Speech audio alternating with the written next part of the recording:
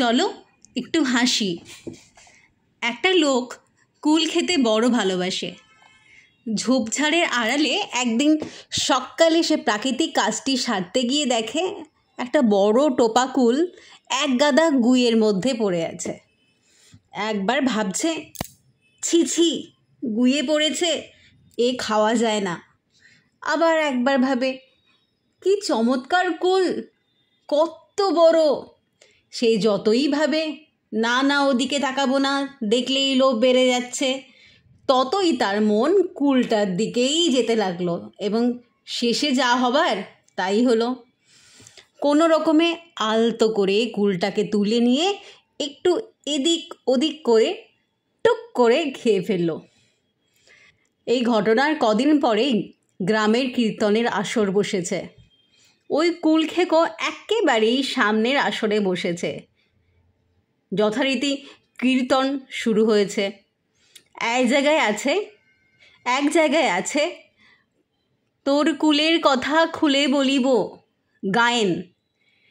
কলিটি গাইতেই লোকটার মুখ একেবারেই ফ্যাকাশে হয়ে গেল।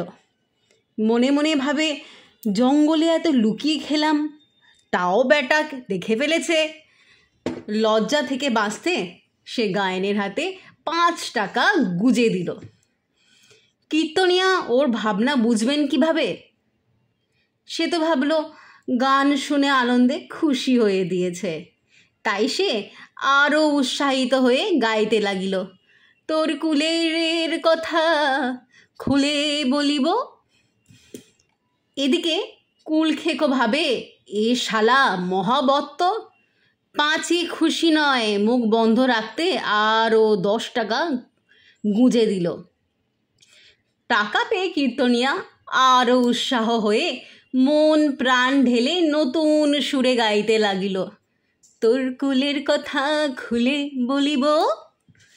এদিকে কুল খেকো ভাবে, এ তো মহা ইতর, বলে আবারও 20 টাকা দেয়। আর কীর্তনিয়াও বারবার বকশিস পেয়ে মহা আহ্লাদ। আবার সে ওই কুল খেকোর দিকে তাকিয়ে তাকিয়ে বিচিত্র মুদ্রার সাথে সাথেই গাইতে থাকে, তোর কুলের কথা খুলে বলিব বলিব বলিব বলিব। আর কত সহ্য হয়। সোজা দাঁড়িয়ে পড়ে সে ওই কুল খেকোকে চিৎকার করে বলে উঠল, কি বলবি বল না, ভারী তো একটা গুইয়ে পড়া কুল খেয়েছি, তাই বলবি তো?